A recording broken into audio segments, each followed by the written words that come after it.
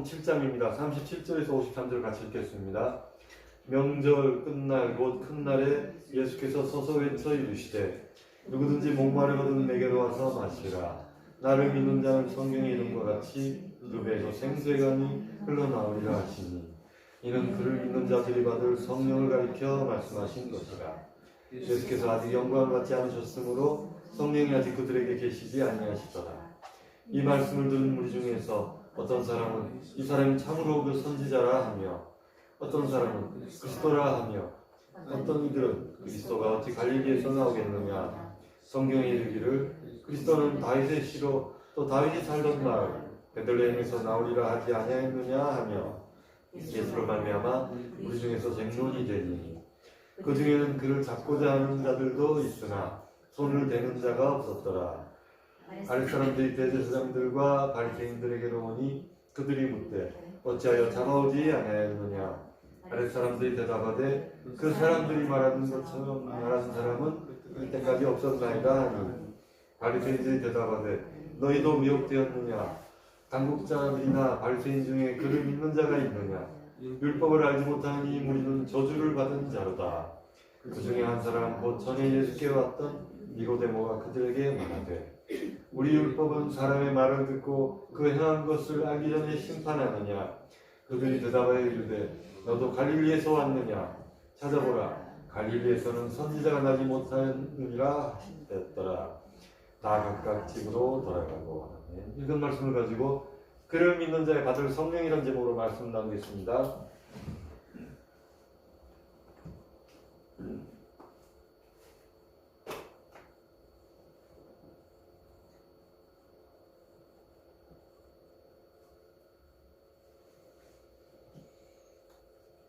예수님께서 명절 끝날 큰 소리로 외쳐서 말씀을 하십니다. 누구든지 목마르거든 내게로 와서 마시라. 주님은 오라는 말씀을 굉장히 많이 하셔요.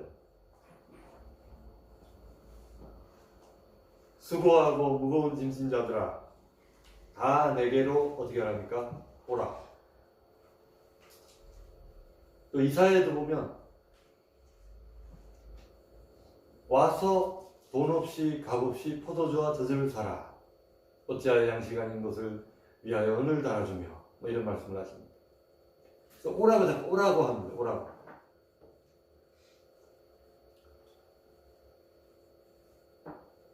빌립이 나다나엘을 전도할 때도 와 오라 오라고. 그럼 안 오면은 해답이 안 나오느냐 그러면 그렇습니다. 안 오면 해답이 안 나옵니다.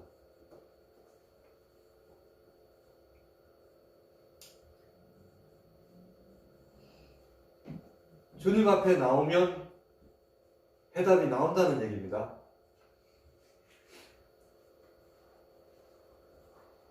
뭐 예를 들어서 이제 뭐 맛집을 간다 칩시다. 요 집은 삼겹살 맛집이다. 그래서 이제 가족들하고 갑니다. 가는데 이제 투출됩니다.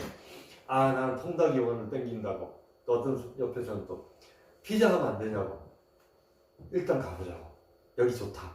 그래서 이제 다 같이 갔습니다. 억지로 투툴거리면서 끌려왔는데 딱 앉았는데 이제 뭐 초벌구이를 숯불에 해가지고 이제 딱 예를 드는 겁니다. 간 게 아니고.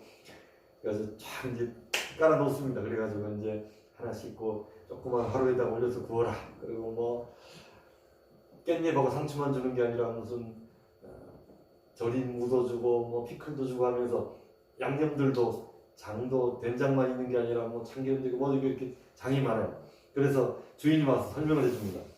우리 집 삼겹살은 이렇게 해가지고 깻잎에다 삼겹살 올리고 그 다음에 장을 요거 해가지고 피클을 마지막에 탁 얹으면 그래야 맛있습니다. 그러면 뭐 삼겹살이 다 똑같이 뭘 특별하나 이제 그렇게 시킨다 해봤어요. 먹어보니까 갑자기 눈이 이만해집니다. 사람들이 이거네 그렇지 하면서 먹으면서 그래 잘 왔네 이렇게 합니다. 오기 전까지 또는 오면서 또 말만 들을 때는 내가 가보니까 그 집 정말 아주 뭐 전국에 손에 꼽는 맛집이다. 근데 에이 뭐 그럴까 김에 뭐 별게 있나 뭐 이제 그러고 있습니다. 그런데 가서 먹어보니까 생각이 달라지는 겁니다. 그래가지고 뭐를 다 굽고 주인이 와가지고 기름을 또 빡빡 끓여가지고 남은 고기하고 막 또 볶아가지고 볶음밥을 만들어줘요. 한번 드셔보시라. 촥 이러니까 한번 숟가락 또 먹어보니까 이것도 볶음밥이 차원이 달라. 그러니까 앉아가지고 이거 하면서 우리 단골이다 앞으로 이렇게 하는 겁니다. 와서 먹어봐야 된다는 얘기입니다. 복음도 마찬가지입니다.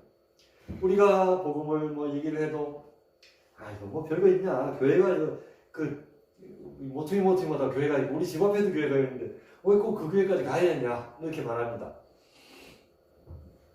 뭐 별거 있겠냐 이 말을 하는데 아니 그게 우리만 한 얘기가 아니더라. 이게 언제 했느냐 하면 몇천 년 전에 이미 얘기를 한 겁니다. 찾아보라. 성경을 들이댑니다. 성경을. 갈릴리에서는 선지자가 나지 못하느냐.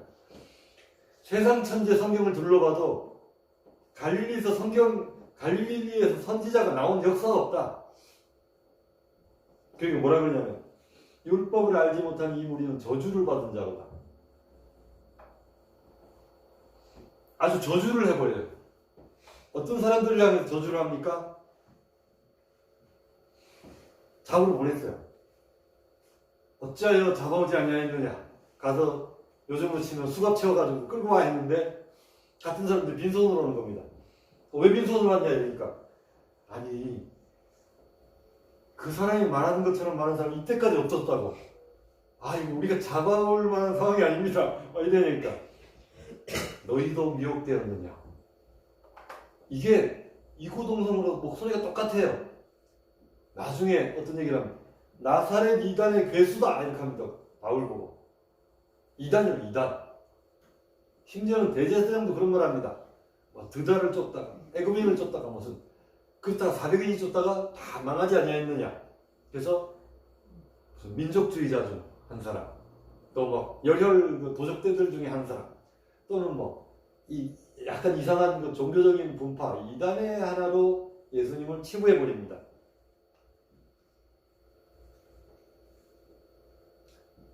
그런데 참 이것처럼 억울한 일이 없죠. 제가 맛집을 자꾸 얘기해서 그렇습니다만 해운대에 가면 해운대 버스 정류장에 소고기 국밥 맛집이 있어요. 값도 쌉니다. 제가 갔을 때가 4,000원이었나? 요즘 뭐 국밥 다 10,000원씩 하지 않습니까? 네, 요즘 좀 올라서 한 5,000원 하는가 모르겠는데 근데 정말 똑같은 집이 3개인가 붙어 있어요. 전 원조 할머니 소고기 원조. 제가 보면서 친구 다 원조는 어디 가야 되냐 그러니까 그 다 가짜고 요게 원조야. 들어갔어요. 들어가니까 먹어봤습니다. 맛이 먹어보니까 그냥 소고기 국밥인데 이게 무슨 원조가 딱 특별히 따로 있나. 또 다른 분들하고 목사님들하고 한번 제가 시찰을 끝나고 거기 잘한다고 내가 한번 소개를 시찰장님 가자 그래서 갑시다 갔는데 그 집 아니고 그 옆에 집을 가더라고.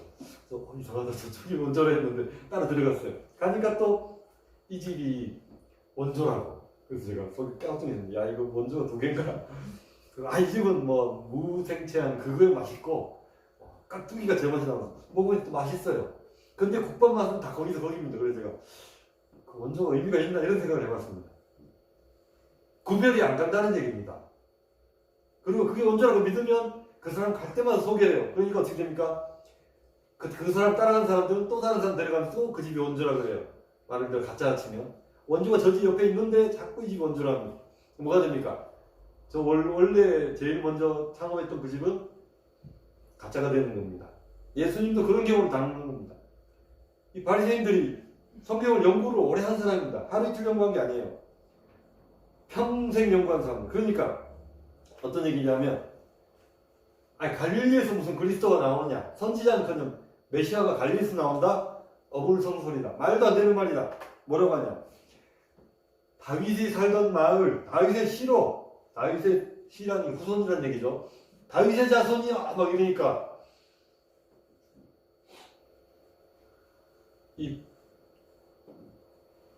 좀 성경 연구한 사람들은 혼동이 갑니다. 무슨 소리야. 베들레헴에서 메시아가 나온다 했는데 저 사람은 갈릴리 출신이고 나사렛 출신이다. 그러니까 베들레헴하고 아무 상관이 없어 보이는 겁니다. 그러니까 이 소위 말하는 개나 강한 소돼지라고 그러더라고요. 국민들 보고. 이 소돼지들은 말씀도 몰라. 갈릴리에서는 선지자하고 관계도 없고 메시아는 베들레헴이야 이런 겁니다. 우리는 성경을 아니까 예수님 베들레헴에서 나신 게 맞구나. 그래서 예수님 메시아구나 하고 끄덕끄덕 하는데 이거 모르는 사람들은 어떻습니까? 누가 뭐 요즘처럼 예수님 보고 허수증 못 떼어보라 그렇게 합니까? 등본을 떼어오면 이제 베들레헴 나오겠지만 그런 게 없어요. 그냥 나사렛 출신 갈릴리에서 오신 예수다. 갈릴리라 그러면 요즘 치면 경남에서 오셨다. 경남 어디거든요? 경남 김해에서 오셨다. 아닌데 메시아는 춘천에서 나신다 했는데 이런 식으로 되는 겁니다. 춘천하고 거기는 아무 상관없지 않나. 그래서 이제 혼선이 빚어지는 겁니다. 자기 지식으로 예수님 평가하니까 안 됩니다. 그리스도가 무슨 갈릴리냐 이게 뭡니까? 자기가 가진 지식과 선입견으로 메시아가 오는 길을 막아버리는 겁니다. 그러니까 이분들은 어떤 마음이냐 하면 앞만 봐도 예수님은 메시아가 아니야.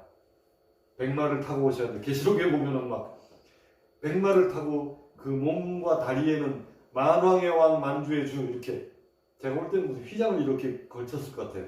그렇게 딱 쓰고 나타나시더라고요. 칼을 막 들고 갑옷을 입고 막 번쩍번쩍거리고 그 뒤에는 흰 옷 입은 군사들이 막 따라오고 계시록에 그렇게 나타날 줄 알았는데 이발 안 해가지고 머리는 막 단발이 얼굴은 햇볕에 나니까 새까맣고 하는 흰 옷을 입었는데 이게 먼지 바람이 날리니까 그러니까 앞만 봐도 좀 아닌데 저 모양새는 아닌데 내가 바랬던 모양이 아닌 겁니다.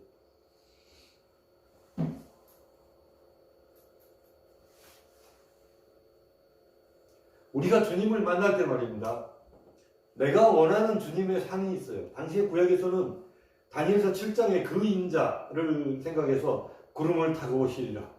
각인의 눈이 그를 볼 터요. 그를 찌른 자도 일어나는데 구름 타고 오실 줄 알았어요. 그러니까 구름을 못 타도 무슨 선호공도 아니고 죄송합니다. 최소한 말은 타고 올 줄 알았어요. 근데 말도 안 타. 뭘 탑니까? 나귀 새끼를 탑니다. 그러니까 나귀가 말에 비해서 나귀는 덩치가 작아요. 근데 새끼는 더 작습니다. 그러니까 말을 타면 이렇게 우러러 보입니다. 이렇게 우러러 보이고 높은 분인가 보다 이렇게 되는데 나귀 새끼를 타면 눈높이가 그렇게 차이가 안 납니다. 그냥 동네 아주머니들도 타고 다니는 그런 느낌. 그래서 그랜저 타고 방탄차 타고 오실 줄 알았는데 티코 타고 오신 거예요. 요즘 티코 없습니다만 그래서 뭐지 이거 대통령 맞으세요? 이렇게 물어보는 거예요. 지금 이상한 왜 도대체 뭐가 앞뒤가 안 맞느냐 이거예요. 메시아라면서 하나님 아들이라면서 뭔가 좀 이렇게 비까번쩍하게 왕이면은 무슨 귀족 무슨 출신도 아니고 그러니까 못 받아들이긴. 그래서 일단 어떤 생각이냐면 탁 보니까 한눈에 사람이 첫인상의 모든 것을 다 그거 한답니다. 그 첫인상이 뭐냐면 30초 이내에 그 사람을 다 평가해서 선입견으로 자리 잡는다고. 30초가 뭡니까? 이렇게 뭔가를 또 0.5초면 아이고 아닌 겁니다. 이렇게 되죠.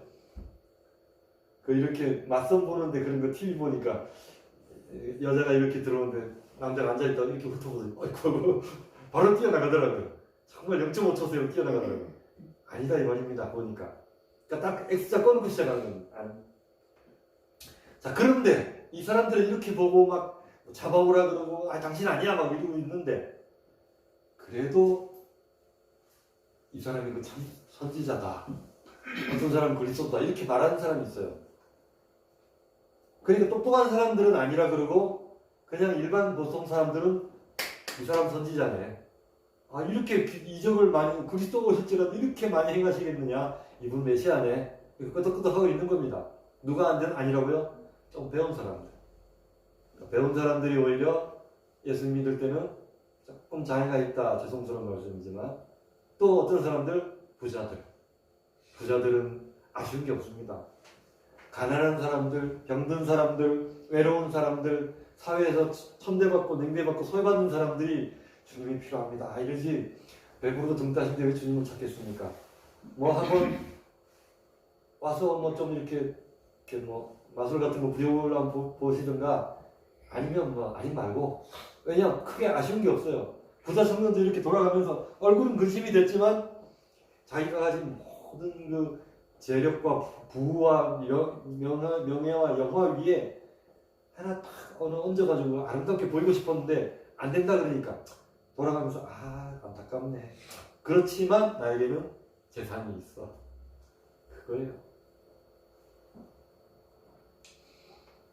그러니까 뭐 아이고 뭐 아니면 말지 뭐 아니면 말고 이 마음입니다. 그런데 주님의 마음은 굉장히 사뭇 다릅니다.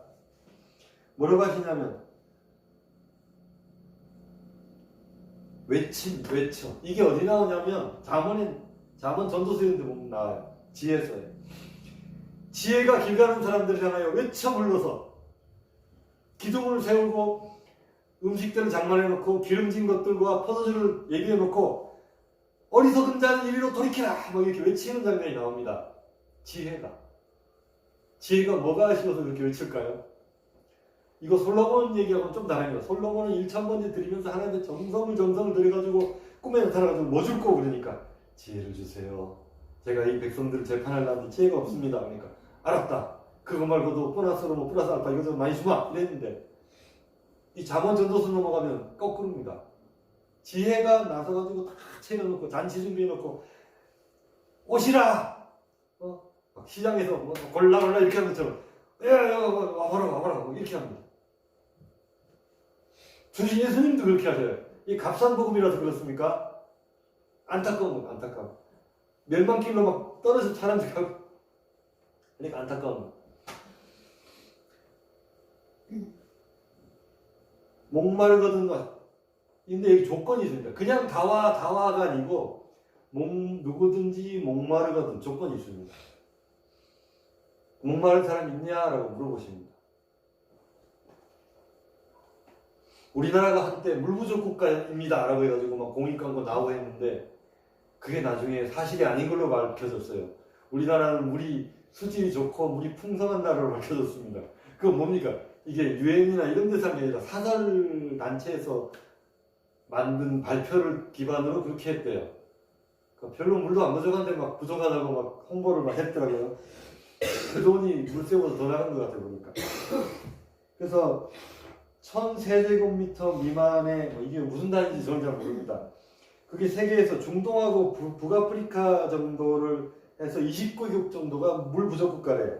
그리고 물 스트레스 국가가 있는데 8개국 1000에서 1700세제곱미터 정도의 뭐 이렇게 양을 가진 사람. 그 다음에 1700이 넘어가면 물 풍성 국가랍니다. 우리는 그 28개국 안에 들어가지는 않습니다. 우리나라는 수질도 좋아요. 우리 수돗물 받아서 못 끓잖아요. 자주 씻고 외국에는 보니까 한 달에 한 번 또는 일주일에 한 번, 2주에 한 번 이렇게 머리를 감는데요. 우리는 매일매일 감지 않습니까? 거기는 그렇게 자주 감으면 석회질이 많아가지고 머리 질이 안 좋아진답니다. 그래서 머리를 자주 안 감는다고 하더라고요. 마시는 물도 거기 뭐 유럽이런데 여행 가면 물을 판대요. 물을 사 먹어야 된다. 우리는 식당에 가면 그냥 컵 놔두고 물 한 톡톡 주지 않습니까? 외국인들은 깜짝 놀랍니다. 이 물 먹어도 되냐고. 이게 돈 안 받냐고 물어본답니다. 왜? 우리나라는 수돗물이 수질이 좋은 나라라. 물이 중요합니다. 굉장히 중요합니다. 농사에도 필요하고 또 식수도 그렇고 또 우리 사람의 몸의 60%가 물로 이루어져 있답니다. 여자분들은 50%, 여아들은 70%. 그래서 이 수분량이 남자가 더 많답니다. 그래서 여자보다 남자가 더 부드럽다. 좀 제가 볼 때 좀 아닌 것 같은데 그렇다고 하니까 뭐 그런 줄 알죠. 주님께서 그런 물을 말씀하신 게 아닙니다. 그 물이 뭔지를 알면 사람들이 도망가요. 그 오병이어로 먹이니까 어떻게 합니까? 사람들이 떡 먹고 나서 야 예수님만 따라다니면 밥은 안 굶겠다 쫓아다니는데 나중에 얘들아 그 떡이 아니야 내 몸이다 그러니까 다 도망갑니다. 야 이거 좀 이상하다. 무슨 몸을 먹으래. 다 도망갔습니다. 물도 그래요. 처음에는 수관성에서 내가 생수 주겠다 했는데 여자가 귀가 솔깃해가지고 그러면 나도 생수 먹고 물기르러 안 오게 해주세요 했는데 알고 보니까 다른 물이네. 근데 이 여자는 어떻게 됐습니까? 내가 그리스도를 만났다고 지금 전파하러 다닙니다. 뭐가 다르죠? 도망간 사람들은 떡 보고 소위 말하는 먹을 것 그것 때문에 온 사람들이고, 이 여자는 물 말고도 목마른 부분이 더 많이 있었다는 겁니다. 목이 마르니까 주님을 만나고 주님을 찾고 한 겁니다. 그래서 오늘도 말씀이 전해질 때 앉아가지고 우리 목사님 목 쉬는데 저기 또 소리 지르면 좀 잘 살아서 되는데 오늘은 또 무슨 소리를 또 하는가, 맨날 듣는 소리 뭐 이런 생각이 드실 거예요. 근데 그 얘기를 예수님이 한 번 했을까요? 저는 여러 번 하셨을 것 같아요. 산상수훈도 하고 뭐도 하고 병 고치면서 이런저런 얘기를 얼마나 많이 했어요.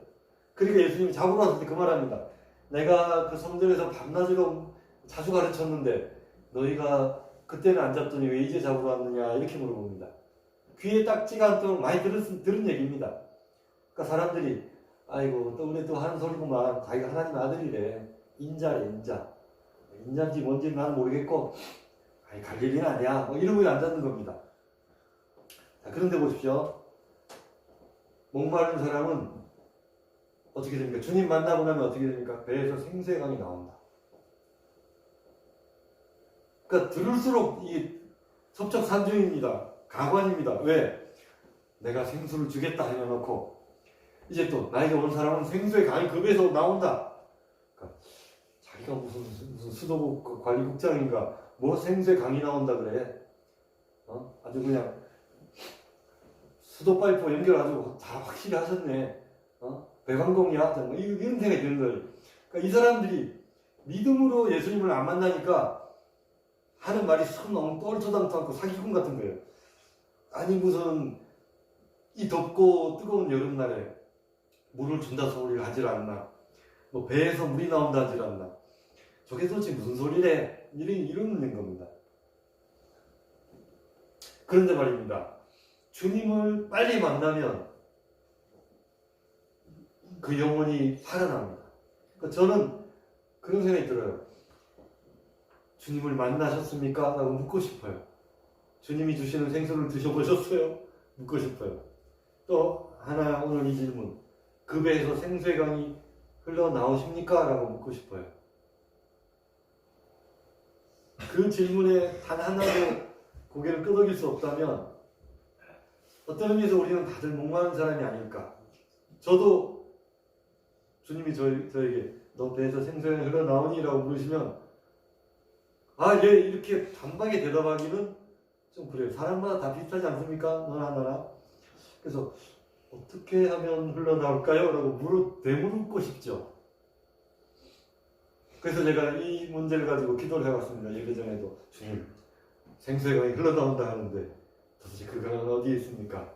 우리의 배에 있다는 그 생수의 강은 여름 가물의 마름같이 내가 죽게 되었습니다 한 다윗의 고백처럼 우리는 메말라 있고 바짝 목이 말라 붙어있지 않습니까? 그럼 이 생수의 강은 도대체 언제 터집니까? 라고 묻고 싶어요.